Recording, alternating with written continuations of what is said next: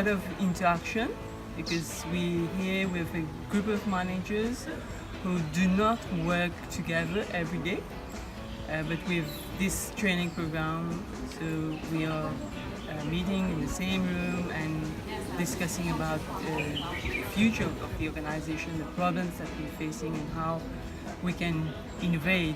My favorite moment of the training today was the moment where we had to get loads of ideas and arrange those ideas and generate an innovative action for our company.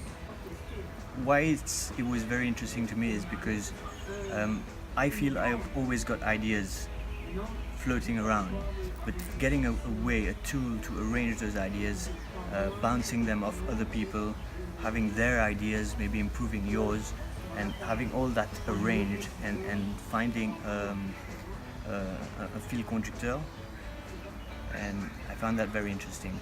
The team is fantastic, and the concept is really fantastic. Everyone is dynamic, and there isn't a single time where we've been able to sit quietly and with. Very enlightening experience to know that people here are thinking about innovation, are thinking about new ways of doing things. It's already nearly 5 in the afternoon and we're not tired at all.